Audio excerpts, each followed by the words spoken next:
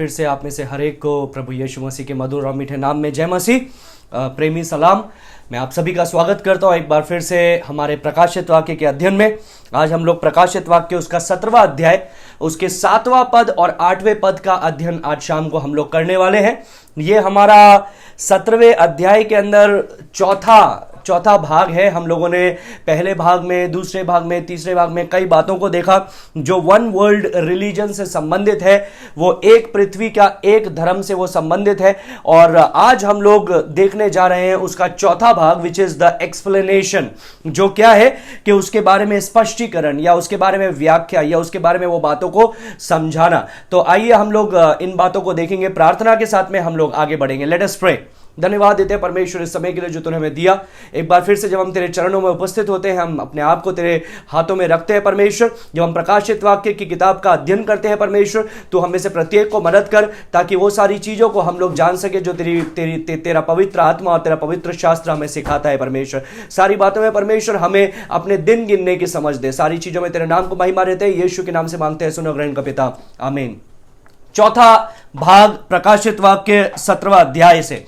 आज भी 17वां अध्याय हम लोग कंप्लीट नहीं करने वाले हैं। हम लोग सिर्फ 8वें पद तक देखने वाले हैं और फिर 9वें पद से 18वें पद तक, from verse number 9 to verse number 18 हम लोग मंडे को उसमें से देखेंगे। तो आज हम लोगों ने 7 और 8 सिर्फ 2 पद को हम लोग देखने वाले हैं, which is about the explanation, जो क्या है? स्पष्टीकरण। याद रखिए, पवित्र शास्त्र ही हमें बताता है कि वन वर्ल्ड रिलीजन आखिर क्या है। पवित्र शास्त्र से हम लोगों ने पहले पद से 6ठे पद तक देखा था। पहला बिंदु विच इज द एक्सपोजर। क्या देखा था हम लोगों ने? एक्सपोजर। एक्सपोजर का मतलब क्या होता है? अनावरण। तो परमेश्वर का वचन ही हमें उन बातों के बारे में बताता है, व्याख्या देता है, क्योंकि परमेश्वर चाहता है कि हम उन बातों का अध्ययन करें, उन बातों को समझें। एक बार फिर से मैं आप में से हर एक को याद दिलाना चाहूंगा जो हमारे साथ में पहले से नहीं जुड़े थे, मैं उनको भी याद दिलाना चाहूंगा कि प्रकाशित वाक्य 17वें अध्याय के अंदर आज हम लोग हैं। हम लोगों ने पहले 6 पद देख लिए हैं। आज 7वां पद और 8वें पद का अध्ययन हम लोग करने जा रहे हैं।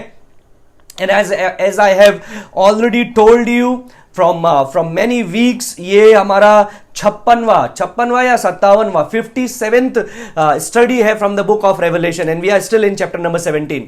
17वें अध्याय में हम लोग हैं। हमारे पास में 18वां अध्याय, 19, 20, 21, 22 5 और अध्याय बाकी है। हम लोगों का ये 57th टीचिंग है जो हम लोग प्रकाशित वाक्य की पुस्तक में से देख रहे हैं। मैंने आपको याद दिला रहा हूं उन बातों को जो मैंने पहले बताए थे कि प्रकाशित वाक्य की पुस्तक आखिर है क्या। अगर आपको कोई पूछेगा कि प्रकाशित वाक्य की पुस्तक आखिर है क्या, ये किसके लिए परमेश्वर ने हमको दी है, इसके पीछे मकसद क्या है, उद्देश्य क्या है, थीम क्या है, तो ज्यादातर लोग बोलेंगे भविष्य की बातों को जानना, ज्यादातर लोग बोलेंगे वो अंत समय के बारे में जानना, ज्यादातर लोग बोलेंगे मसीह विरोधी के बारे में जानना, या यीशु मसीह कैसे न्याय करने वाला है उसके बारे में जानना। लेकिन प्रकाशित वाक्य एक का एक में हमें इस किताब का मकसद बताया गया है। एक का एक में क्या बताया है? ये यीशु मसीह का प्रकाशित वाक्य है। क्या है? इंग्लिश में लिखा है this is the revelation of Christ Jesus. ये यीशु मसीह का प्रकाशन है। यीशु मसीह का प्रकाशन का क्या मतलब है? पहले 4 जो हम लोगों ने सुसमाचार देखे थे, मत्ती, मरकुस, लूका, यूहन्ना, Matthew, mark, look and John, वो भी तो यीशु मसीह के बारे में बताता है, यीशु मसीह के बारे में प्रगटीकरण देता है। ये क्या है? सो मैथ्यू, मार्क, लूक, जॉन में यीशु मसीह कैसे आया बताया है, यीशु मसीह ने क्या क्या किया बताया है, यीशु मसीह क्या करने वाला है उसका एक अंश बताया है। लेकिन प्रकाशित वाक्य में बताया गया है the revealed Lord Jesus Christ to the apostle John, through the apostle John. वो प्रेरित यूहन्ना के द्वारा परमेश्वर हमें क्या कर रहा है? यीशु मसीह का प्रकाशन दे रहा है, महिमित रूप से यीशु मसीह का प्रकाशन दे रहा है। तो यहां पर क्या लिखा है? एक का एक में यीशु मसीह का प्रकाशित वाक्य जो उसे परमेश्वर ने इसलिए दिया कि अपने दासों को वे बातें जिनका शीघ्र होना आवश्य है दिखाए, और उसने अपने स्वर्गदूत को भेज करके उसके द्वारा अपने दास यूहन्ना को बताया। क्या बोल रहा है परमेश्वर? यहां पर परमेश्वर बता रहा है इस किताब का मकसद है यीशु मसीह की महिमा को प्रकट करना, यीशु मसीह के प्रभुत्व को उजागर करना, यीशु मसीह को प्रकाशित करना। दिस इज द रेवलेशन और unveiling of Lord Jesus Christ. ये यीशु मसीह जो हमारा प्रभु है उसके बारे में बताना है कि वो क्या करने वाला है, वो असलियत में कौन है। to show his omnipresence, omnipotent attributes, उस व्यवहारों को बताना। और साथ ही साथ प्रभु ने हमको यह वादा भी किया है इस किताब के अंदर पहला अध्याय का 3 पद में कि धन्य है वे जो इस भविष्यवाणी की बातों को पढ़ते हैं, धन्य है वे जो इसको सुनते हैं, और धन्य है वे जो इसके लिखे अनुसार अपने जीवन में व्यवहार करते हैं, अपने जीवन में व्यवहार करते हैं। This is the be attitude और अ ब्लेसिंग। ये एक वो आशीष वचन है जिसके साथ में ये किताब शुरू होती है, जो परमेश्वर हमको बता रहा है। And believe me, I will tell you very truthfully, जब आप इस किताब का अध्ययन करते हैं, जब आप प्रकाशित वाक्य की पुस्तक का अध्ययन करते हैं, your life is not going to be the same। अगर आप पूरे मन लगा करके, ध्यान लगा करके इस पुस्तक का अध्ययन कर रहे हैं और आप परमेश्वर के द्वारा नया जन्म प्राप्त किए हुए व्यक्ति हैं, तो आपका जीवन पहले जैसा नहीं रहेगा। यह किताब आपके पूरे जीवन को, आपके सोच को, आपके विचार को, आपकी सेवकाई करने के अंदाज को, आपकी जीवन शैली को, आपकी प्रार्थनाओं को, आपकी जो परमेश्वर के राज्य के लिए जो दिल में भावनाएं हैं, वो सबको पूरी रीति से बदल देगी, क्योंकि यह यीशु मसीह का प्रकाशन है। पहला अध्याय से 3 अध्याय तक हम लोग देखते हैं यह यीशु मसीह का प्रकाशन है कि यीशु मसीह किस प्रकार से मरा, गाड़ा गया और फिर जी उठा। और दूसरा और तीसरा अध्याय विशेष करके बताया है कि किस प्रकार से यीशु मसीह अपने कलीसिया में सेवा करता है। यीशु मसीह अपनी कलीसिया में है और अपने कलीसिया को नियंत्रण करता है। Then chapter number 4 and 5 that shows glorious and exalted Lord when he appears in heaven. स्वर्ग में यूहन्ना ने उस यीशु को महिमित रूप से देखा, एक मेमने के रूप से देखा जो उस पुस्तक को लेता है, तो उसके द्वारा परमेश्वर की यीशु की महिमा बताई गई है। फिर 6 अध्याय से 18वें अध्याय तक जब हम लोग देखते हैं, that shows Jesus Christ power in judging and his righteous attributes. उसके धार्मिकता क्या न्याय को बताता है 6 अध्याय से 18वें अध्याय तक, और यह बताता है कि यीशु मसीह के पास में अधिकार है न्याय करने का, यीशु मसीह के पास में अधिकार है दंड देने का, यीशु मसीह के पास में अधिकार है जो सुसमाचार को तिरस्कार करके, बार बार अनुग्रह को तिरस्कार करके जाते हैं, उन लोगों को उनके अंतिम स्थान तक पहुंचाने का। That's what we are learning these days. इन दिनों के अंदर हम लोगों ने इन बातों का अध्ययन किया, और हम लोग उस सेक्शन में है, हम लोग 6 से 18 तक के सेक्शन में है। इनफैक्ट हम लोग अंतिम सेक्शन में है, 17 और 18वें अध्याय के अंदर हम लोग हैं। And God is telling us something incredible about this world and about what he is going to do. इस दुनिया में 60 साल में 17 और 18 में परमेश्वर हमको बताता है कि क्या चीज होने वाला है। अविश्वसनीय बातों को परमेश्वर हमें बता रहा है, अचंभित करने वाली बातों को परमेश्वर हमें बता रहा है। साथ ही साथ परमेश्वर हमको यह भी दिखा रहा है कि इनका अंत कैसे होगा। सो चैप्टर नंबर 17 जब हम लोग पढ़ते हैं, वो बताया गया है कि वो शैतान का जो 60 साल का राज्य होगा, जो हम लोगों ने दानियेल नबी की पुस्तक उसका 9वां अध्याय पढ़ा, which is the 70th week, जो है 70वां सप्ताह। एक सप्ताह का मतलब है 60 साल। सो 69 वीक्स हैज ऑलरेडी पास्ड। 69 जो है सप्ताह है वो बीत चुके हैं, और 69th और 70th के बीच में एक गैप है जिसमें आज आप और मैं हैं। और क्या होने वाला है, जब कलीसिया उठा ली जाएगी, वो 70वां सप्ताह चालू हो जाएगा, मसीह विरोधी प्रकट होगा और 60 साल के लिए राज करेगा। तो मसीह विरोधी, झूठा भविष्यवक्ता और शैतान, हम लोगों ने ये कौन से अध्याय में देखा था, याद रखिए 12वां अध्याय में हम लोगों ने लाल बड़े अजगर के बारे में पढ़ा जो शैतान है। 13वां अध्याय के 1 से 11 तक, if I am not mistaken, मैं बिना देख करके बता रहा हूं, 1 से 11 तक जब हम लोग पढ़ा तो वहां पर हम लोगों ने पहले पशु के बारे में देखा जो कहां से निकलता है, समुद्र से निकल रहा है। और समुद्र का मतलब मैंने आपको क्या बताया था, एबिस और द वर्ल्ड, ये संसार, और एबिस को भी बोला गया है अधोलोक, अथाह कुंड, तो वहां से वो निकल रहा है। ही इज अ मैन, वो एक दुष्टात्मा नहीं है, वो एक व्यक्ति है, लेकिन शैतान के द्वारा, दुष्टात्माओं के द्वारा वो सामर्थ्य पाया हुआ एक व्यक्ति है। और वो क्या करेगा, इस पूरे 60 साल में राज करेगा। उसके राज्य के बारे में 18वें अध्याय के अंदर विस्तार पूर्वक लिखा है, विस्तार पूर्वक लिखा है कि पॉलिटिकली देखेंगे, मिलिट्री तरीके से देखेंगे, अर्थव्यवस्था के तरीके से देखेंगे, तो क्या क्या वो मसीह विरोधी या एंटी क्राइस्ट करेगा, उसका वर्णन हमको 18वें अध्याय में मिलता है। लेकिन अभी हम लोग 17वां अध्याय देख रहे हैं जिसमें हमको उस अपवित्र त्रिएकता, लाल अजगर बता दिया मैंने आपको। 13वां अध्याय के 1 से 11 तक वो पहला पशु जो समुद्र में से निकलता है, which is the anti Christ. और 12वें पद से अंतिम पद तक 13वां अध्याय के हम लोग कौन सा देखते हैं? तो दूसरा पशु देखते हैं जो कहां से निकल रहा है? पृथ्वी में से निकल रहा है। He is coming out of the world, जो भूमि पे से निकल रहा है। और ये कौन है? ये है वो झूठा भविष्यवक्ता जो अपवित्र त्रिएकता का तीसरा रूप है। और ये क्या है? ये अपने आप को पवित्र आत्मा का ये ढोंग करता है, और ये भी एक व्यक्ति है, लेकिन शैतान के द्वारा सामर्थ्य पाया हुआ एक व्यक्ति है। ये क्या करेगा? इस 60 साल के अंदर वो धार्मिक बातों को देखेगा। शैतान ने 2 अपने लोगों को लगाया है। एक को लगाया है पॉलिटिक्स देखने के लिए, एक को लगाया है रिलीजन देखने के लिए, धर्म को देखने के लिए। ऐसा क्यों किया? क्योंकि पुराने नियम में ऐसा ही उसको दिखा कि परमेश्वर ने भी क्या करता था? परमेश्वर 3 विशेष करके 3 अलग अलग लोगों को चुनता था इजराइल के प्रजा को नियंत्रण करने के लिए। एक है राजा, जो परमेश्वर ने बोला वो खुद है। और जब इजराइलियों ने बोला कि नहीं हमको एक फिजिकल राजा चाहिए, तो परमेश्वर ने उनको एक राजा दिया इजराइल में से। तो राजा जो राजनीतिक बातों को देखता है। दूसरा कौन है? भविष्यवक्ता और याजक, जो क्या करते हैं? आत्मिक कार्य को देखते हैं। अब इसमें ये आत्मिक कार्य देखने वाला कौन है? दूसरा पशु है जो झूठा भविष्यवक्ता है। और वो ये 60 साल के अंदर एक झूठा धर्म को बनाएगा या स्थापना करेगा। वो कौन सा है? 1 वर्ल्ड रिलीजन, मतलब एक पृथ्वी का एक धर्म, जिसके बारे में we are reading in chapter number 17 very very elaborately. एक विस्तार पूर्वक अध्ययन हम लोग 17वें अध्याय में से कर रहे हैं। आपको कंफ्यूजन नहीं रहेगा कि आखिर ये कौन होगा, इसको देख करके ये तो नहीं है, इसको देख करके ये तो नहीं है, ऐसा आप नहीं बोलेंगे। याद रखिए, कई लोग पेटेंट कर देते हैं। इवन सम पीपल इवन से कि ये जो 1 वर्ल्ड रिलीजन है that is actually Catholicism. I don't believe that. मैं वो विश्वास नहीं करता हूं। जब हम परमेश्वर के वचन को देखते हैं तो वहां पर भी उस बात का हवाला नहीं है। It's a mixture of all. Yes, they will play a major role, but it's a mixture of all. ये सारे धर्मों का सम्मेलन है, सारे धर्मों का एक होना है।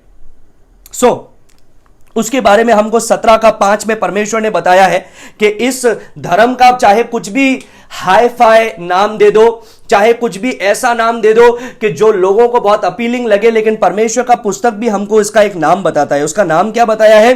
बोला है उसके माथे पर एक नाम लिखा है, और नाम क्या है? मिस्ट्री, भेद। नाम क्या है? भेद। It is mystery because it is a deceptive name. ये एक भेद क्यों है? रहस्य क्यों है? क्योंकि ये एक धोखेबाजी वाले नाम है, ये एक चालबाजी वाला नाम है। तो ये क्या है? It's a mystery.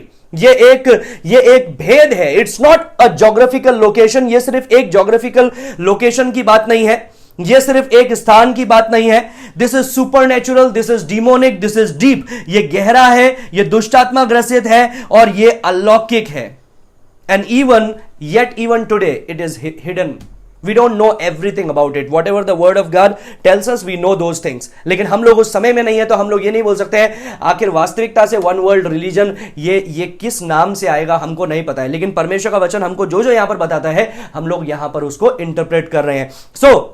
यहां पर लिखा है भेद। फिर क्या लिखा है? बड़ा बेबीलोन, पृथ्वी की वेश्याओं और घृणित वस्तुओं की माता। अब बड़ा बेबीलोन क्यों बोला गया है? बेबीलोन क्यों बोला गया है? मैंने आपको बताया था, बेबीलोन वो स्थान है जहां पर जिस क्षेत्र के अंदर अदन का बगीचा था, जहां पर शैतान ने पहले पाप को मनुष्य जाति के अंदर सृजा, जहां पर मनुष्य ने सृष्टिकर्ता को छोड़ करके सृष्टि की उपासना की, सृष्टि की आराधना की। अब आप बोलेंगे उन्होंने गीत तो नहीं गाया था। Aradhana is not worship, aradhana is obeying, aradhana is putting yourself, surrendering yourself towards the world of whom you are worshipping. जिसकी आप आराधना कर रहे हैं। दंडवत करने का मतलब क्या है? कि शैतान ने बोला कि परमेश्वर झूठा है, और आदम और हवा ने विश्वास कर लिया, हां तुम सही बोल रहे हो। So they actually worshipped the creation rather than the creator. सृष्टिकर्ता की उन्होंने आराधना की, सृष्टि की उन्होंने आराधना की, सृष्टिकर्ता को वे लोग भूल गए। रोमियो पहला अध्याय से मैंने आपको यही चीजों को बताया था। पहला अध्याय, दूसरा अध्याय, तीसरा अध्याय में ये सारी चीजों को लिखा हुआ है। फिर वही स्थान था जहां पर निम्रोद ने बाबुल की मीनार को बनाया। वही स्थान था जो बाद में बेबीलोन कहलाया। और बाबुल का मतलब क्या है? बेबल का मतलब क्या है? Actually it means babbling. उसका मतलब है ऐसे ही कुछ भी शब्द बोलना, because they started talking in different languages and they can not understand each other. लेकिन वही मुख्य स्थान है जहां पर वो बाबुल की मीनार बना रहे थे। मैंने आपको बताया था उस स्थान पर एक बाद में भी एक इमारत को बनाया गया जो जिगुरात कहलाता है, जिगुरात। और मैंने आपको उसका तस्वीर भी बताया था। मैंने आपको बताया था कि एक्चुअली वो जो बनाया गया जो बिल्डिंग है जिगुरात, उसके ऊपर में क्या है, उसके ऊपर में यह है कि वो ग्रह नक्षत्र किस प्रकार से देखते हैं। तो एक्चुअली बाबुल का मीनार के ऊपर में भी वो लोग यही बनाने के लिए कोशिश कर रहे थे कि हम लोग ऐसा बनाएंगे कि हम अपने भविष्य के बारे में बता सकेंगे, हमको कोई मार नहीं सकेगा, और हम क्या करेंगे, हम परमेश्वर के तुल्य हो जाएंगे। ये सेम सपना या ये सेम झूठ उसने आदम और हवा के जीवन में बोया। ये सेम झूठ उसने नूह के जमाने में बाकी सारे लोगों के जीवन में बोया। ये सेम झूठ इवन हाम के पुत्र, हाम के पोते जो निम्रोद था उसके जीवन में उसने बोया। और क्या हुआ, निम्रोद एक बहुत बहुत बलशाली व्यक्ति था। ही वॉज द हंटर, वो एक हंटर था। और उसने क्या किया, उसने सबको एक करके they started making the tower of Babel, बाबुल की मीनार बनाने लग गया। That is the base of one world religion. वो एक पृथ्वी का एक धर्म का जो बेस था वो वहीं से ही था। और फिर क्या हुआ, फिर मैंने आपको यह भी बताया था कि उधर फुरात नदी थी, और फुरात नदी पर 4 दुष्टात्माओं को बांध करके रखा हुआ था, जिनको हम लोगों ने देखा छठी तुरई जब फूंकी गई तो वो 4 दुष्टात्माओं को छोड़ दिया गया। वो 20 करोड़ और दुष्टात्माएं लेकर के आई, और छठी तुरई फूंकने पर क्या हुआ, 1/3 पृथ्वी के लोगों को मार डाला। तो it's a very significant place for Satan himself. शैतान के लिए वो बहुत ही विशेष जगह है। और फिर मैंने आपको यह भी बताया था कि वो जो बेबीलोनियन सिटी थी वो एक्चुअली डिस्ट्रॉय हो गई थी, उसको नाश कर दिया गया था, जो नबूकदनेस्सर के द्वारा बनाई गई थी। लेकिन फिर मैंने आपको यह भी बताया था कि सद्दाम हुसैन के द्वारा वो फिर से बनाई गया नगरी। आपको याद है वो बेबीलोन का ये जो हम लोग हैंगिंग गार्डन बोलते हैं, जो पुराने समय के अंदर 7 वंडर्स में आता था हैंगिंग गार्डन। ये हैंगिंग गार्डन कहां पर है, उसी एरिया के अंदर है। ये हैंगिंग गार्डन उसी एरिया के अंदर है। और ये जो सद्दाम हुसैन है उसने भी इस जगह को रिबिल्ड किया। एंड आई बिलीव कि परमेश्वर के वचन से मैं विश्वास करता हूं, जब मैं उसके वचन को पढ़ता हूं, कि एक बेबीलोन का नगर बनाया जाएगा जब वो 7 साल के लिए शैतान और उसके 2 प्राणी जो है वो राज करेंगे पृथ्वी पर। तो वो फिर से रिबिल्ड होगा, वो फिर से बनाया जाएगा। So all the religion will go back to their mother. इसलिए यहां पर 17:5 में लिखा हुआ है, ये बेबीलोन की पृथ्वी की वेश्याओं की माता है। ये क्या है, बड़ा बेबीलोन पृथ्वी की वेश्याओं की माता। और वेश्या क्यों बोला गया है मैंने आपको बताया था, because when you talk about idolatry it is adultery in front of God, spiritual adultery. जब आप मूर्ति पूजा की बात करते हैं तो परमेश्वर के सामने वो क्या है, वो आत्मिक व्यभिचार के समान है। कि हम परमेश्वर को जो हमारा पहला अधिकार जिसके ऊपर है, वो परमेश्वर का अधिकार जो हमारे ऊपर है, हम उसको उसका हक नहीं दे रहे हैं, उसकी आराधना नहीं कर रहे हैं, उसकी योग्यता नहीं दे रहे हैं, और बाकी सब चीजों के पीछे भाग रहे हैं। मैंने आपको यह भी याद दिलाया था कि वन वर्ल्ड रिलीजन एकमात्र ऐसा चीज होगा जो पूरी दुनिया को एक साथ जोड़ेगा। क्यों? पॉलिटिक्स नहीं जोड़ सकती है, इकोनॉमिक्स नहीं जोड़ सकती है, physical, geographical, historical, cultural expect नहीं जोड़ सकते हैं, क्योंकि बहुत डाइवर्स कल्चर है, बहुत डाइवर्स पॉलिटिक्स है दुनिया की। इकोनॉमिक्स में देखेंगे तो बहुत डाइवर्स नेचर है। तो ये सब चीजें नहीं जोड़ सकती। There should be something which is supernatural, अलौकिक चीजों का होना जरूरी है, वही एक साथ में इनको जोड़ेगा। And what is that? वो क्या होगा? वो होगा ये one world religion. See, when I read the word of God now, अभी जब मैं परमेश्वर के वचन को पढ़ रहा हूं तो मैंने आपको बताया था कि पहले ही मोहर जब खोली जाएगी तो सफेद घोड़ा आएगा। सफेद घोड़ा लिटरली नहीं, लेकिन सफेद घोड़े का मतलब क्या है? मसीह विरोधी आएगा। और सफेद घोड़े पर सवार है, इसका मतलब क्या है? शांति, अमन, चैन को कायम करने के लिए वो आएगा। तो अगर वो शांति लाने के लिए आएगा तो इसका मतलब दुनिया में अशांति होगी सब जगह। आज क्या हो रहा है? एक के बाद में एक महामारी, ये इधर उधर वो हो रहा है, इधर ऐसा हो रहा है, उधर वैसा हो रहा है। पूरी दुनिया में हलचल हो रही है, हर स्थान में हलचल हो रही है, और ये हलचल बढ़ती जाएगी। और लोगों को लगेगा कि अब हम क्या करें। They will search for something supernatural, but they will not search the only true living God. वो ढूंढेंगे कि कुछ अलौकिक हो जाए, कुछ अलौकिक की ओर वो ढूंढेंगे कि कोई हमें बचा ले, कोई हमको सुपर नेचुरली तरीके से बचा ले, लेकिन वो सच्चे परमेश्वर को नहीं ढूंढेंगे। उस समय मसीह विरोधी आएगा और अमन चैन को कायम करेगा। So this one world religion will be the base, जिसके द्वारा शैतान क्या करेगा, ये पूरी दुनिया को एक करेगा, ये पूरी दुनिया को एक करेगा। वर्स नंबर 1 में 17 में मैंने आपको पढ़ के बताया था कि 7 स्वर्गदूतों में से एक उसके पास में आया। ये 7 स्वर्गदूत कौन से हैं? 16वें अध्याय में जिनके पास में 7 कटोरे थे, जो कटोरे का न्याय उंडेलने वाले थे, उसमें से एक उसके पास में आया और आकर के उसने कहा, उससे बात की। अब पहले पद से 6 पद तक मैंने आपको बताया था कि we call it the exposure. हम उसको बोलते हैं क्या? एक्सपोजर। एक्सपोजर का मतलब क्या होता है? अनावरण। मतलब परमेश्वर क्या कर रहा है? पहले पद से 6 पद तक उसको हमको खोल करके बता रहा है कि आखिर ये क्या है, उस पर्दे को हटा रहा है। फिर 7वां पद से 8वें पद तक जब हम लोग देखते हैं तो वहां पर हम देखते हैं एक्सप्लेनेशन विथ कंटिन्यूज, जो आगे भी हमको 8 के बाद में भी हमको देखने के लिए मिलता है। एक्सप्लेनेशन जो स्पष्टीकरण है, जो परमेश्वर हमको उसके बारे में समझा रहा है। फिर अंतिम जो खंड है इस 17वें अध्याय का, जिससे 17वें अध्याय कंक्लूड होता है, that is the extermination. Extermination का मतलब है विनाश। किसका विनाश? इस बड़ी वेश्या का विनाश। बड़ी वेश्या कौन है? Don't call one single religion. ये मत बोलिए कि ओ बड़ी वेश्या का मतलब है Roman Catholicism. I don't believe that. That is not a authentic और a true interpretation of the word of God when you know it. जब आपको परमेश्वर के वचन के बारे में पता चलता है तो वो विशेष नहीं है कि एक ही है, नहीं, दे ऑल गो टुगेदर। वो सारी, क्या लिखा है यहां पर? क्या लिखा है कि वो बेबीलोन है जो पृथ्वी की वेश्याओं और घृणित वस्तुओं की माता है। तो ये सारे जो धर्म है ये एक साथ जा रहे हैं। So everybody goes together to their mother Babylon. So it's not only one religion, it's the mixture of all religion. वो सारे धर्मों का सम्मेलन होगा and that will be one world religion.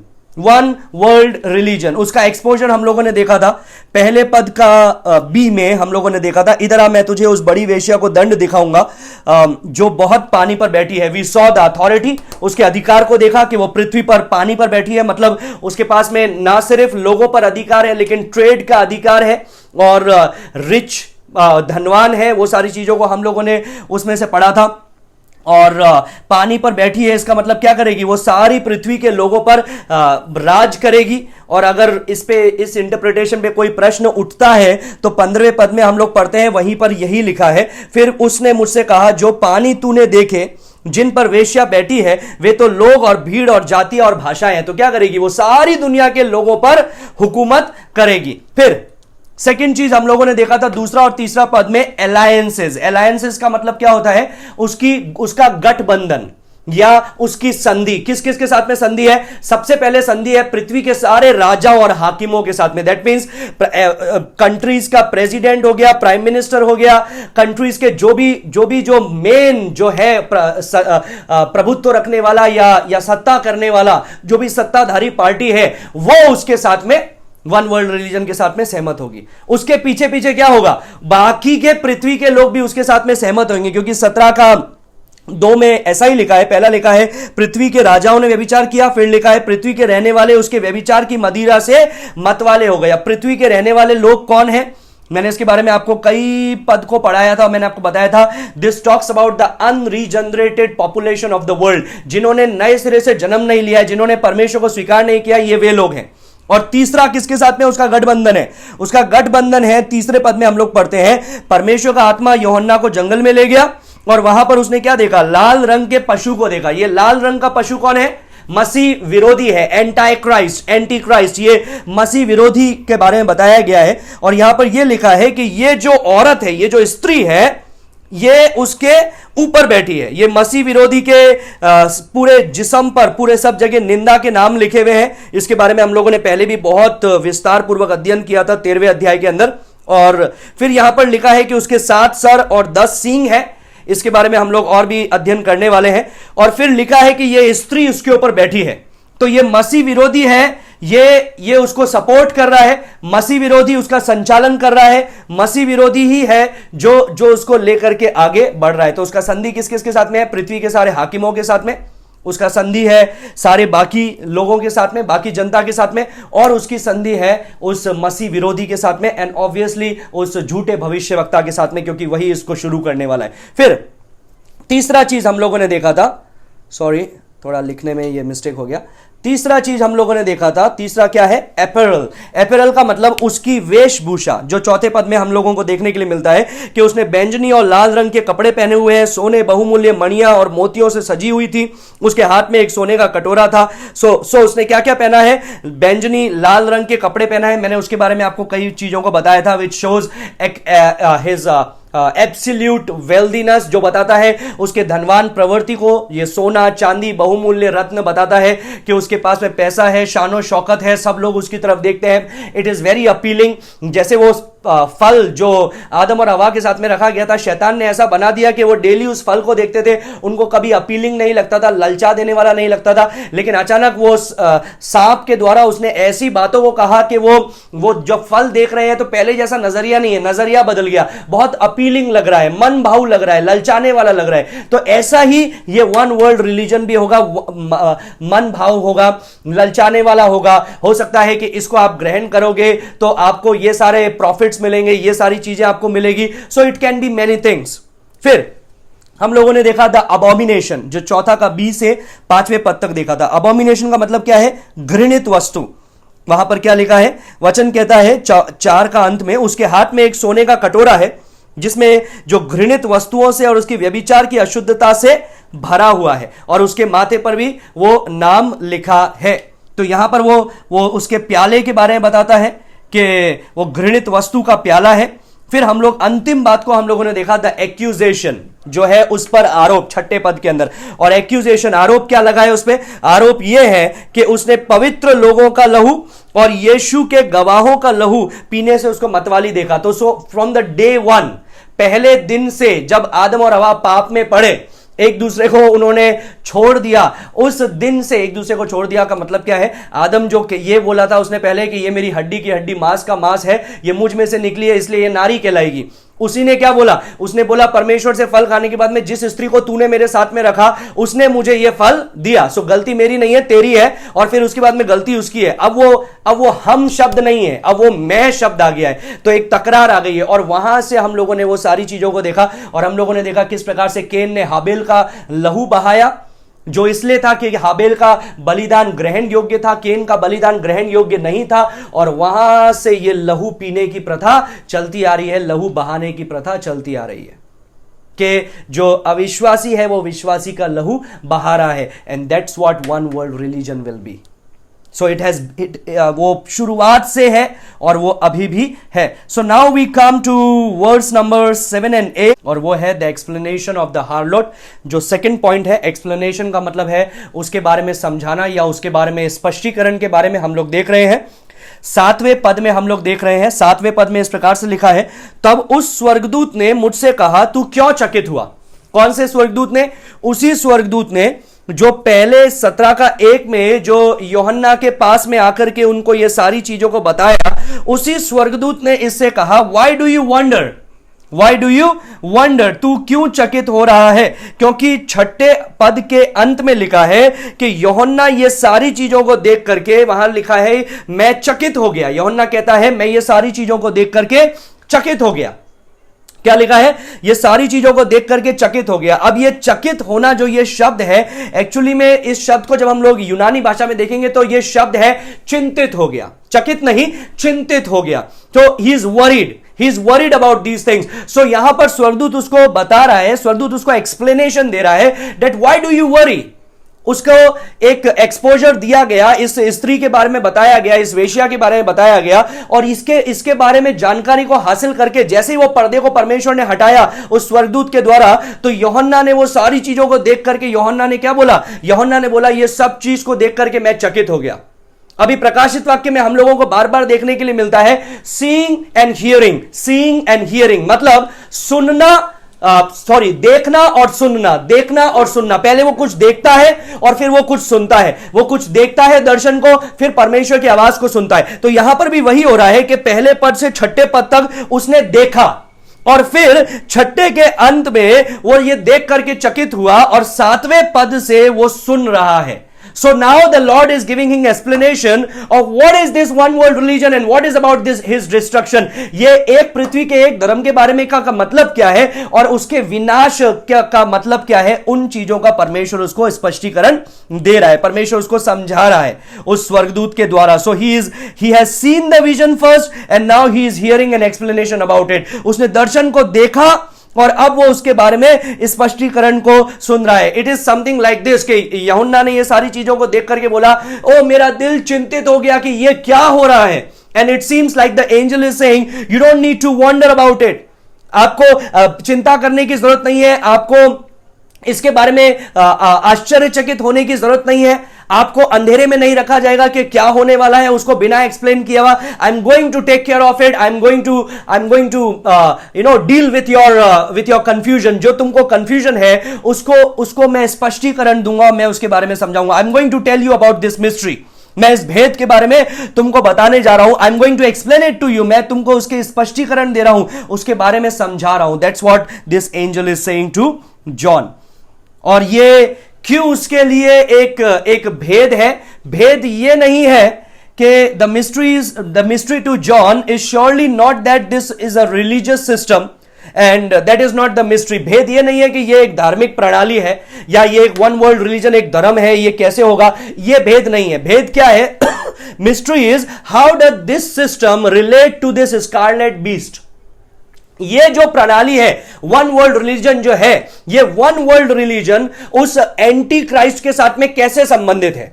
How is this going to relate, ये कैसे संबंधित है. 13वें अध्याय के अंदर वो ऑलरेडी उसको पता है कि ये बीस्ट कौन है, ये कौन है जिसके बारे में ये स्वर्गदूत यहां पर बता रहा है. वो पशु कौन है जिसके 7 सर और 10 सींग है, क्योंकि 13वें अध्याय में उसने वो दर्शन पहले देख चुका है. So he is clear about it. So the question is कि कैसे होगा कि ये वन वर्ल्ड रिलीजन चल रहा है और फिर क्या हो रहा है, फिर वो जो पूरी पृथ्वी है वो मसीह विरोधी की भी पूजा कर रही है. So अगर लोग मसीह विरोधी की पूजा कर रहे हैं तो वन वर्ल्ड रिलीजन का क्या महत्व है.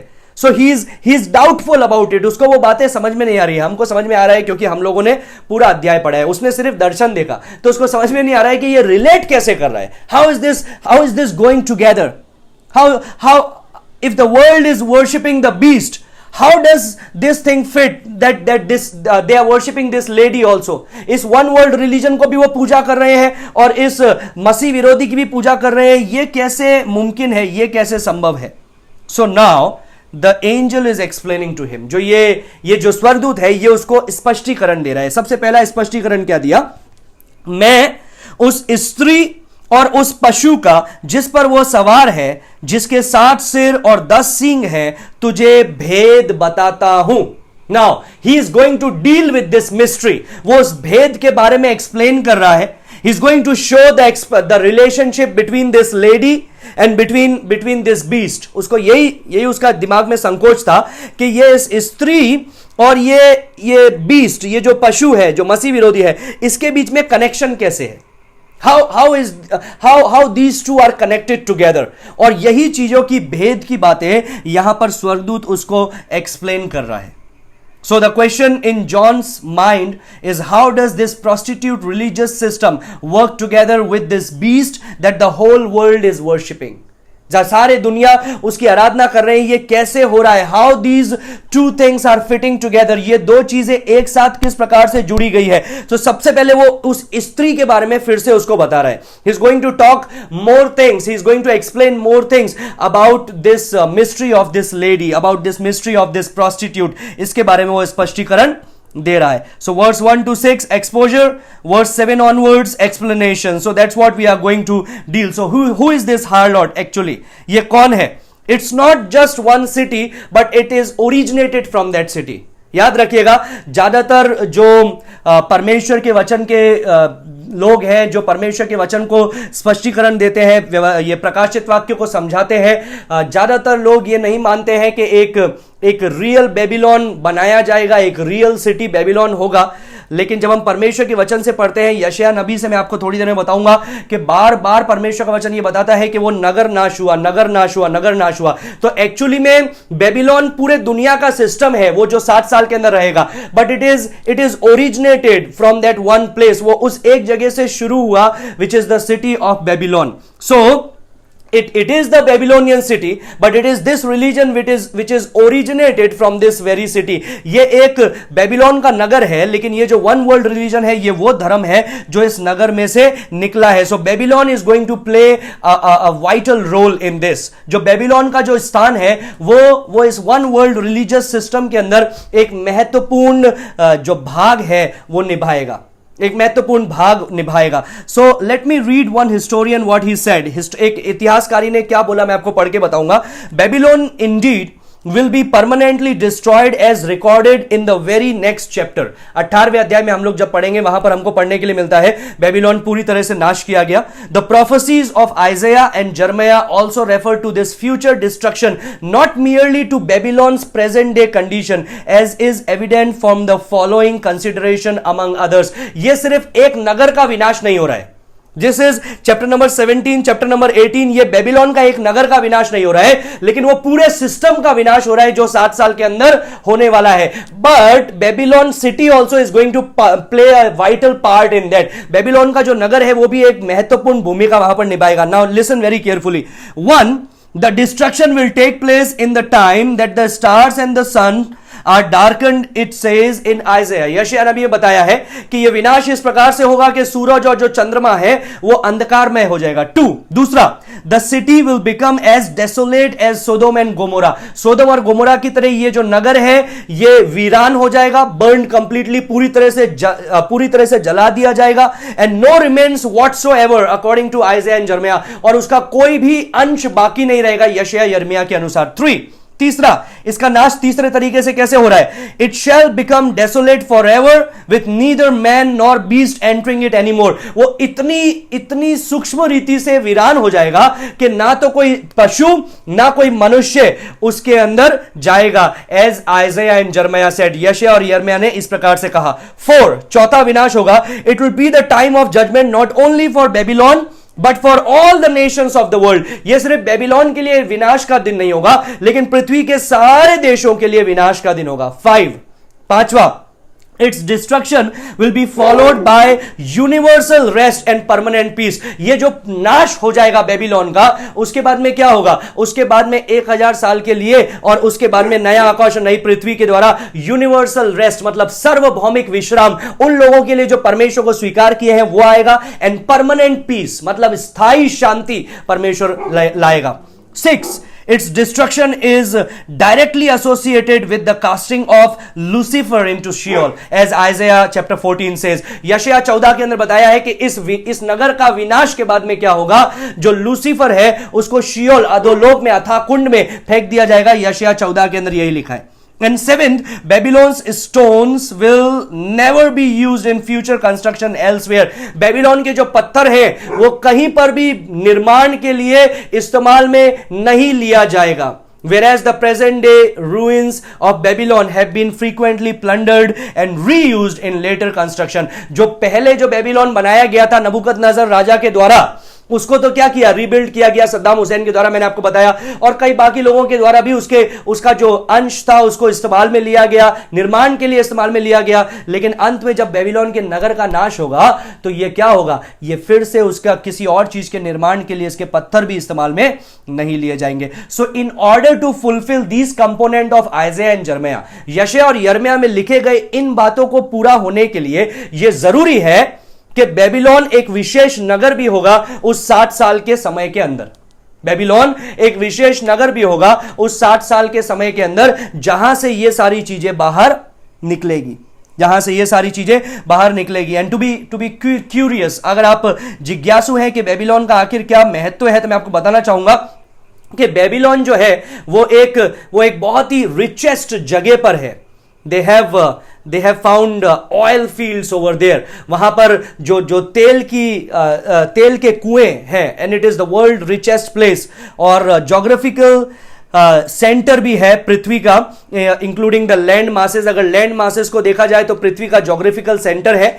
और फिर दूसरा चीज, it is located strategically at the cross road of Asia, Europe, Africa, and it has an immense water supply. क्यों इमेंस वाटर सप्लाई है? क्योंकि मैंने आपको बताया था बेबीलोन कहां पर बनाया गया था? फुरात नदी के किनारे। अब ये फुरात नदी कहां से आ रही है? अरारात पर्वत से, जहां पर नूह का जहाज रुका था अंतिम समय के अंदर। नूह का जहाज रुका था, वो जो स्नो कैप माउंटेन है वहां से ये जल निकल रहा है। तो पानी की कमी नहीं है, तेल की कमी नहीं है, मतलब धनवान देश होगा। और साथ में ज्योग्राफिकल सेंटर भी है, और उसी के साथ साथ में एशिया, यूरोप, अफ्रीका का जो क्रॉस रोड है उसके ऊपर ये स्थित है। So it will be a very very popular place, it will be the very strategic place for Satan to rule over. वहां से वो राज करेगा। So, historian, there is a historian Arnold Toynbee, he said, Toynbee, ये Arnold Toynbee नाम का एक historian है। उसने इस प्रकार से अपने विद्यार्थियों को बोला, Babylon would be the best place in the world to build a future world cultural metropolis. Future world cultural metropolis मतलब सारे कल्चर का सम्मेलन अगर कहीं से करना है और कहीं से राज करना है तो वो मुख्य नगर होगा बेबीलोन का नगर। So it's is a very strategic place for Satan. By the way, verse number 15 में यहीं पर ही बताया, वर्स नंबर 15 में भी यही चीज बताया है कि तू जो पानी तूने देखा है वो जिस पर वो वेश्या बैठी है, वे लोग, भीड़, जातियां और भाषाएं हैं। और फुरात नदी के पास में भी है, तो वही उसका लिटरल मीनिंग भी है और फिगरेटिव मीनिंग भी है। वो उसका एक उपमा भी दी गई है कि पानी का मतलब है लोग, सारे संसार के लोग, और उसका एक वास्तविक मीनिंग भी है, लिटरल मीनिंग भी है, which is near the river Euphrates and tigris. वो ट्विन रिवर जो मैंने आपको बताया था, यूफ्रेट्स और टिग्रिस, उसके वहां पर वो स्थित है बेबीलोन का नगर। सो वाटर सप्लाई के लिए समस्या नहीं होगा, क्योंकि उन दिनों में सबसे बड़ी समस्या क्या होने वाली है? Water supply. ये मैंने आपको बार बार बताया। एक जब परमेश्वर का दंड उतरेगा तो उससे वाटर सप्लाई जो है और भी कम होता जाएगा। लोगों के पास में पीने के लिए पानी नहीं बचेगा। इवन दूसरी मोहर जब खोली जाएगी तो पृथ्वी पर लड़ाइयां आएगी, और लड़ाइयां आएगी, इतने सारे प्रलय आएंगे। तीसरी मोहर खोलने से अकाल आएगा। अकाल का मतलब क्या है? वहां पर बरसात नहीं हो रही है, पानी की कमी, और वो सारी चीज चलती जाएगी और एक के बाद में एक प्रलय आते जाएंगे। तो उस क्षेत्र के अंदर बेबीलोन जो जहां पर वो शहर बनाया जाएगा, it will have no other problem. उसके पास में ये सारा समस्याएं नहीं होगा। and even dealing and controlling the whole world will be easier. So chapter number 18 में हम लोग देखने वाले हैं about the economy। और तो यहां पर वो यही बता रहा है कि उस पशु के बारे में बता रहा है, उस स्त्री के बारे में बता रहा है। ये जो स्त्री है, इट विल बी ओरिजिनेटेड, ये जो वन वर्ल्ड रिलीजन है, it will be originated from there. वो वहां से निकलेगा, सारे धर्मों का सम्मेलन होगा। वो शैतान या मसीह विरोधी या झूठा भविष्यवक्ता, उसका एम्पायर होगा, उसका राज्य करने का स्थिति होगा। And what does he do, क्या करेगा? वहां पर ऐसा लिखा है 7वें पद के अंदर कि और उस पशु पर सवार जिसके 7 सर और 10 सींग है। अब 7 सर 10 सींग का मतलब क्या है, ये हम लोग जब 9वां पद पढ़ेंगे तब मैं आपको इसके बारे में स्पष्टीकरण दूंगा, क्योंकि 9 में लिखा है, उस बुद्धि के लिए जिसमें ज्ञान है यही अवसर है। वे 7 सर 7 पहाड़ हैं जिन पर वह स्त्री बैठी है। वो स्त्री कौन है? वन वर्ल्ड रिलीजन, वो बैठा है। तो इसके बारे में हम लोग देखेंगे जब हम लोग 9वें पद के अंदर आएंगे मंडे को। So for now let's go ahead in verse number 8। 8वें पद को हम लोग देखेंगे। वहां पर लिखा है, जो पशु तूने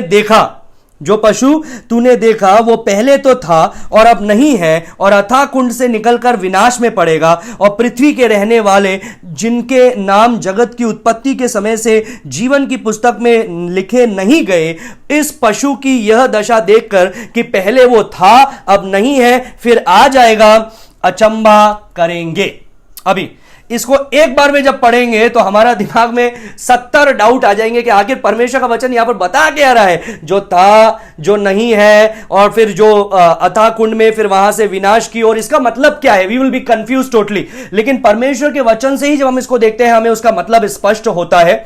ये जो पशु जिसको हम लोग लिख रहे हैं, डैनियल 7वें अध्याय, 8वां अध्याय, 9वां अध्याय, 10वां अध्याय, 11वां अध्याय, इवन प्रकाशित वाक्य 13वां अध्याय, और यशाया, यिर्मयाह, यहेजकेल और भी कई पुस्तकों से मैंने आपको बताया था, it is the human power, it is the anti Christ, वो मसीह विरोधी है।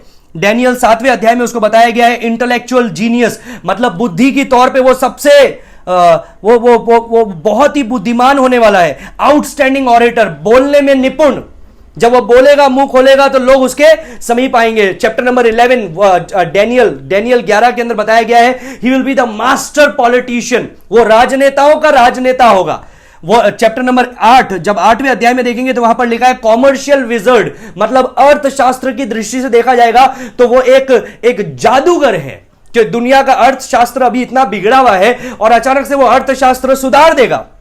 7वें अध्याय में लिखा है मिलिट्री की दिशा से देखेंगे, अगर सेना की दशा से देखेंगे तो वो बहुत ही बुद्धिमान होगा, वो अच्छी तरह से कुशलता से आक्रमण करने वाला होगा, शक्तिशाली होगा, और पृथ्वी पर कोई व्यक्ति उसके समान शक्तिशाली नहीं होगा। अगर हम लोग इन सारी चीजों को देखें तो हमको पता चलता है कि वो Adolf Hitler, Adolf Hitler, Napoleon, Joseph Stalin, जिसका भी आप बड़े बड़े लोगों का नाम लो, वो हजार उनको मिला दो, उसके बाद में ये व्यक्ति निकलेगा। तो ये एक बहुत ही जिसको हम लोग सोच भी नहीं सकते हैं, इतना शातिर, इतना शक्तिशाली, इतना सजग और इतना अच्छी रीति से काम करने वाला होगा। But it is all superficial. वो सारी चीज क्या है? वो सारी चीज दिखावा है, ढोंग है, क्योंकि he will be a deceiver, वो धोखेबाज होगा। और यहां पर क्या लिखा है? जो पशु तूने देखा वो पहले था, अब नहीं है, और अतः कुंड से निकल करके विनाश में पड़ेगा। अब क्या मतलब है पहले था अब नहीं है फिर अतः कुंड में विनाश में पड़ेगा? In order to understand this we need to go to chapter number 13। इस चीज को समझने के लिए हमको 13वें अध्याय में जाना है। 13वां अध्याय जाएंगे, प्रकाशित वाक्य 13 का 3 पढ़ेंगे। मैंने उसके सिरों को, मैंने कौन है? यूहन्ना ने। उसके सिरों को, कौन है ये? पहला पशु जो मसीह विरोधी, एंटी क्राइस्ट। उसके सिरों में से एक पर ऐसा भारी घाव लगा देखा मानो वो मरने पर है, फिर उसका प्राण घातक घाव अच्छा हो गया। उसका प्राण घातक घाव अच्छा हो गया। मैंने विस्तार पूर्वक बताया था कि ये क्या होगा, एक्चुअली में क्या होगा कि ये ऐसा लगेगा कि ये मर गया है। वास्तविकता से ऐसा लगेगा, लोगों के सामने ऐसा ढोंग रचा जाएगा कि मसीह विरोधी मर गया है, या तो कोई प्रलय के द्वारा या किसी चीज के द्वारा वो मर गया है, और फिर क्या होगा? वो मृतकों में से वापस जीवित हो जाएगा। और अंत में यहां पर हम लोग देखते हैं लोग उसकी पूजा करेंगे। चौथे पद में लिखा है ना, इस पशु के समान कौन है, कौन इससे लड़ सकता है, ये कह करके संसार के सारे लोग उसकी पूजा करेंगे। डाउन इन चैप्टर नंबर 13वां अध्याय के नीचे हम लोग देखेंगे 12 से 14 तक, it talks about the false prophet. सुनिए, 12 में लिखा है, वो उस पहले पशु का सारा अधिकार उसके सामने काम में लाता है। पहले पशु का सारा अधिकार उसके सामने काम नहीं लाता है, मतलब even the false prophet has the authority of the antichrist. मसीह विरोधी का अधिकार है उसके पास है। फिर लिखा है, और पृथ्वी और उसके रहने वालों से उस पहले पशु की जिसका प्राण घातक घाव अच्छा हो गया था पूजा कराता है। तो ये क्या कर रहा है? वो होली स्पिरिट का जैसा बन रहा है, और जैसे पवित्र आत्मा हमको यीशु की आराधना करने के लिए प्रेरित करता है, वैसे ही ये जो अपवित्र त्रिएकता का तीसरा रूप है, ये जो झूठा भविष्यवक्ता है, ये इस पशु की पूजा करा रहा है लोगों से। फिर लिखा है, वह बड़े बड़े चिन्ह दिखाता था, यहां तक कि मनुष्यों के सामने स्वर्ग से पृथ्वी पर आग बरसाता था। वो क्या करता है? पृथ्वी पर आग बरसा देता था। उन चिन्हों के कारण जिन्हें उस पशु के सामने दिखाने का अधिकार उसे दिया गया था, वो पशु पृथ्वी के रहने वालों को भरमाता था और पृथ्वी के रहने वालों से कहता था कि जिस पशु के तलवार लगी थी वह जी गया है, उसकी मूर्ति बनाओ। जिस पशु के तलवार लगी थी, मतलब युद्ध में हो सकता है या किसी और चीज के द्वारा वो मर गया, और फिर ये एक फेक रेजरेक्शन है, या तो फेक मृत्यु है या फिर फेक रेजरेक्शन है, या तो मृत्यु झूठी है या फिर पुनरुत्थान एक धोखा है लोगों के लिए, पूरी पृथ्वी के लोगों के लिए। और कैसे पूरी पृथ्वी के लोगों को धोखा दे सकते हैं? आप लोग बोलेंगे भैया इतने अक्लमंद लोग हैं, कैसे आसानी से लोग धोखा खा जाएंगे? अदन की वाटिका में आदम और हवा ने, जो परफेक्ट लोग थे, उन्होंने कैसा धोखा खा लिया? So Satan is very tempting, very appealing, he knows how to do it. वो धोखेबाज का पिता है, वो सारे झूठों का बाप है, वो सारे हत्यारों का बाप है। उसे पता है लोगों को जाल में कैसे फंसाना है। And that's what is going to happen. यही चीज होगी। वो पहले नहीं था, वो पहले था, मतलब वो पहले जब मोहर खोली गई तब वो मसीह विरोधी आया, फिर वो नहीं था। नहीं था का मतलब क्या है? वो मर गया, फिर वो जी गया। जिसको वो तलवार लगी थी, वो पशु जी गया, और फिर अथाह कुंड में डाला जाएगा। अथाह कुंड में डालने का मतलब क्या है? अथाह कुंड के अंदर डाले जाने का मतलब है वो नाश की ओर जाएगा। परमेश्वर उसे कहां डालेगा? उसको अथाह कुंड में डालेगा। फिर वहां पर लिखा है अथाह कुंड में जाने के बाद में फिर वो वहां से निकल करके विनाश में पड़ेगा। अंतिम स्थान कौन सा है? द लेक ऑफ फायर, आग की झील, वो वहां पर पड़ेगा। अभी कई लोग बोलते हैं कि नहीं, ये लिखा हुआ है शैतान के बारे में कि अथाह कुंड में डाला जाएगा, 1000 वर्षों के बाद में खोला जाएगा, फिर वापस से उसको आग की झील में डाला जाएगा। आई डोंट थिंक सो, क्योंकि यहां पर क्लियरली लिखा है पशु। ये पशु कौन है? ये शैतान को नहीं बताता है। ये पशु, हाँ, वो लाल ड्रैगन तो बताया है, लेकिन जब ये पशु जिसके 7 सर और 10 सींग है, जिसका वर्णन यहां पर हो रहा है, it talks about the anti Christ, जो हम लोग डैनियल 9 में भी जिसका विवरण पढ़ते हैं। लेकिन 16वें पद में यहां पर और भी कुछ बात लिखी है इसके बारे में, सुनिए। पहले मैं 8वें पद को पूरा खत्म करना चाहूंगा। कुंड में से विनाश में पड़ेगा, और पृथ्वी के रहने वाले जिनके नाम जगत की उत्पत्ति के पुस्तक में लिखे नहीं गए हैं, इस पशु की यह दशा देखकर कि पहले वो था, अब नहीं है और फिर आ जाएगा, अचंभा करेंगे। अचंभा करेंगे, उसकी पूजा करेंगे। 16वें पद में मैं आपको पढ़ के बताना चाहूंगा। 16 में ऐसा लिखा है, जो पानी तूने देखे, जो 10 सींग तूने देखे, वे और पशु उस वेश्या से बैर रखेंगे और उसे लाचार और नंगी कर देंगे और उसका मांस खा जाएंगे और उसे आग में जला देंगे।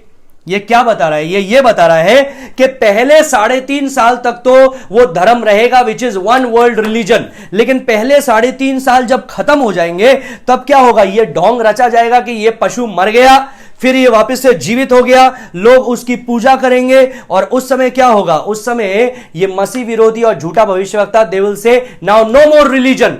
अब और कोई धर्म नहीं है। अब अल्टीमेट धर्म क्या है? अल्टीमेट धर्म है इस मसीह विरोधी की पूजा करना, इस मसीह विरोधी की आराधना करना। And that's what is going to happen. कौन लोग करेंगे? वहां पर लिखा है, वो लोग करेंगे जिनका नाम जगत की उत्पत्ति के समय से जीवन की पुस्तक में नहीं लिखा गया। जिनका नाम जगत की उत्पत्ति के समय में जीवन की पुस्तक में नहीं लिखा गया। अभी कई लोग ये बोलते हैं कि ये कौन लोग हैं? तो जब हम लोग इनके विषय में पढ़ते हैं, तो हम लोगों ने पहले भी पढ़ा था, पहले भी हम लोगों ने दंडों के दौरान पढ़ा था। ये किसके विषय में बताया गया है? ये बताया गया है उन लोगों के विषय में जो लोग प्रभु को स्वीकार नहीं किए हैं। अनुग्रह दिखाए जाने के बावजूद, सुसमाचार प्रचार किए जाने के बावजूद, इन लोगों ने फिर भी परमेश्वर को स्वीकार नहीं किया, उसका तिरस्कार किया, परमेश्वर के पास में नहीं आए, लेकिन मसीह विरोधी की पूजा करने लगे, उसकी आराधना करने लगे, और उसको बोलने लगे कि ये हमें इस प्रलय से, दंड से बचाएगा। So these are the people, ये वे लोग हैं जिनका नाम जगत की उत्पत्ति से के समय में जीवन की पुस्तक में नहीं लिखा गया। कई लोग इसका विपरीत लिखा गया है मत्ती 24 में। मत्ती 24 में इसका विपरीत लिखा गया है, विच इज जीसस सेड कि वो इतना धोखेबाज होगा, वो प्रभु के महान दिन में वो इतना धोखेबाज होगा कि वो क्या करेगा? If possible he will also try to deceive the elect. चुने हुओं को भी वो धोखा देने के लिए कोशिश करेगा। तो क्या चुने हुए लोग धोखे में आ जाएंगे और उसकी पूजा करेंगे? नहीं, चुने हुए लोग उसकी धोखे में नहीं आएंगे, क्योंकि यहां पर 8 में स्पष्ट रीति से लिखा है कि वे ही लोग धोखे में आएंगे जिन लोगों के नाम जगत की उत्पत्ति के पहले नहीं लिखे गए हैं जीवन की पुस्तक में। So this verse makes it clear to us कि जो विश्वासी लोग नहीं है, ये अविश्वासी लोग हैं जिन्होंने परमेश्वर को स्वीकार नहीं किया। इट इज क्राइस्ट रिजेक्टर, जिन्होंने यीशु का तिरस्कार किया है। They worship the beast in chapter number 13 verse 4। अभी अभी मैंने आपको पढ़ के बताया, इन्होंने उस मसीह विरोधी की आराधना की, एंटी क्राइस्ट की आराधना की, और बोला कि इसके समान और कौन है, इससे कौन युद्ध कर सकता है, इसके समान कौन युद्ध कर सकता है। So actually they are saying कि परमेश्वर भी इसके खिलाफ कुछ नहीं कर सकता है, क्योंकि ये मर गया था, अब ये क्या हो गया है, जीवित हो गया है, तो इसको अधिकार है, इवन मृत्यु पर भी अधिकार इसको है। So the whole world is collapsing. ये सारे तरफ में वो 7 साल के अंदर दुनिया तहस नहस होगी under the power of God, परमेश्वर के महान हाथ के द्वारा, परमेश्वर के न्याय के द्वारा। And but they are amazed, ये लोग जो है ये आश्चर्यचकित होते हैं किसके ऊपर, इस पशु के ऊपर, किनके, जिनके नाम जीवन के उत्पत्ति के समय में, वो जीवन की पुस्तक में, जगत की उत्पत्ति के समय में, जगत की उत्पत्ति के समय में जीवन के पुस्तक में नहीं दर्ज किए गए।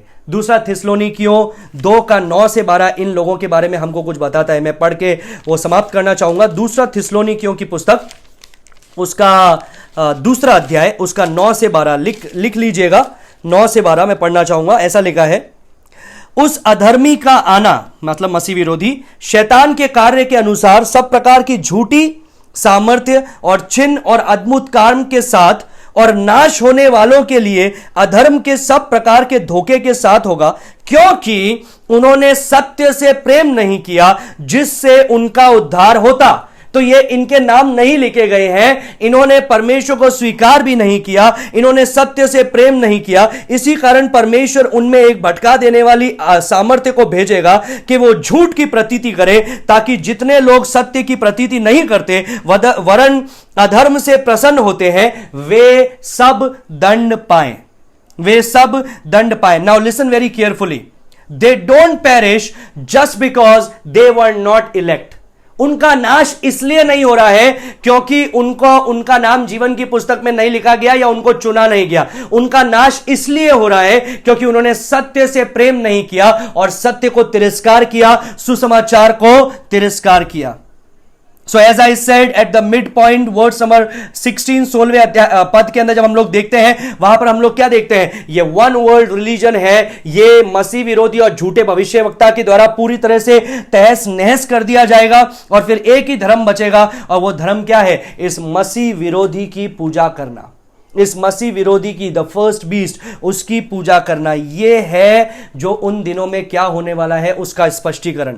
तो यहां पर जब वो चकित हो रहा था, यूहन्ना यह सोच रहा था कि क्या संबंध है, मसीह विरोधी अभी मुख्य है, लेकिन अब वन वर्ल्ड रिलीजन क्यों बनाया गया है, वो ये स्त्री के बारे में क्यों लिखा गया, ये बड़ी वेश्या इसके ऊपर बैठी है, इसका क्या मतलब है। तो ये स्वर्गदूत उसको स्पष्टीकरण देता है, और 9वें पद से आगे हम लोग मंडे को देखेंगे, 9 से 18 हम लोग कंप्लीट करेंगे उसको, और मैं आपको बताऊंगा कि और स्पष्टीकरण में वो क्या चीज बताता है, और एक्सटर्मिनेशन मतलब उसका विनाश किस प्रकार से होता है। सो for now understand this very clearly, इस बात को आप अच्छी रीति से समझिए कि वो जब शुरू होगा 7 साल का समय, तब वन वर्ल्ड रिलीजन बनेगा। जिस ओर आज हमारी पृथ्वी चल रही है, उनको लगेगा शांति कायम करना है, उनको लगेगा भाईचारा कायम करना है, उनको लगेगा धर्मों का झगड़ा नहीं है, अब सब एक होंगे, ये ऐसा लगेगा। और कई बुद्धिमान लोग, कई बुद्धिजीवी लोग, कई इंटेलिजेंट लोग, इंटेलेक्चुअल लोग, राजा हो, हाकिम हो, प्रजा हो, जो कोई भी हो, सब उसके पीछे चलेंगे, क्योंकि उसका अलायंसेस, उसका जो ये वन वर्ल्ड रिलीजन का alliances, it will be with everyone,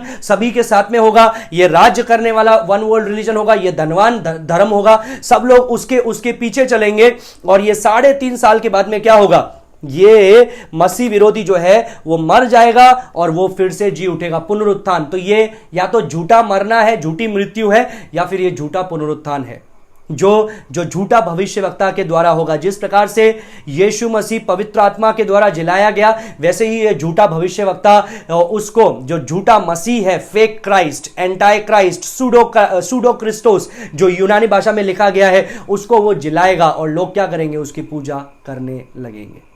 So that's how it's going to happen. That is the explanation. यही है उसके बारे में स्पष्टीकरण, उसके बारे में समझाना। इसके बारे में और कई चीजों को हम लोग देखेंगे, 7 सर का मतलब क्या है, और आदि शिक्षाओं को हम लोग सोमवार को देखेंगे। आइए हम लोग प्रार्थना करें, परमेश्वर इन वचनों के साथ में आप में से प्रत्येक को आशीष दे। Remember, know the truth and the truth will set you free. सत्य को जाने, सत्य आपको स्वतंत्र करेगा। जैसे परमेश्वर की आज्ञा का पालन करते हुए हम लोग प्रकाशित वाक्य का अध्ययन कर रहे हैं और परमेश्वर इसकी आशीषें हमारे जीवन में उंडेल रहा है। Is going to do the same thing in your life also. Let me pray for you.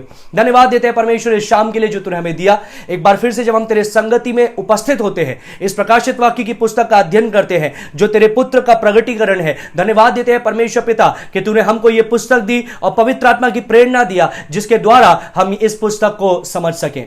परमेश्वर धन्यवाद देते हैं जितने लोग हमारे साथ में जुड़ते हैं, इस पुस्तक का अध्ययन करते हैं, हर एक के जीवन में तू आशीष दे। परमेश्वर तू चाहता है कि हम अंधेरे में ना रहे, तू चाहता है कि हम भ्रम में ना रहे, तू चाहता है कि हम ऐसे ही सोच विचार के अंदर जीवन ना बिताएं, लेकिन हमें पता हो कि आखिर हो क्या होने वाला है। That we should know the future, कि हमें उस भविष्य के बारे में पता हो, उस यीशु का प्रगटीकरण हमारे सामने हो, उस शांति की बातें हमारे सामने हो कि हमारे लिए जो परमेश्वर को जानते हैं उसके लिए सौभाग्य है कि हम यीशु की संतान हैं। धन्यवाद देते हैं परमेश्वर, हर एक के जीवन में तू आशीष दे। जो बीमार है उनके जीवन में तू चंगाई प्रदान कर, जो आर्थिक तनाव में, तंगी में जा रहे हैं उनके जीवन में तू परमेश्वर स्थिरता प्रदान कर। प्रार्थना करते हैं जितने लोग अलग अलग प्रार्थनाओं, विनतियों के लिए तुझसे प्रार्थना करते हैं, हर एक के जीवनों में उत्तर दे परमेश्वर। सारी बातों में तेरे नाम को महिमा देते हैं, यीशु के नाम से मांगते हैं, सुनो ग्रहण कर पिता। आमीन, आमीन, आमीन। मे the good Lord bless you all. Thank you. God bless you.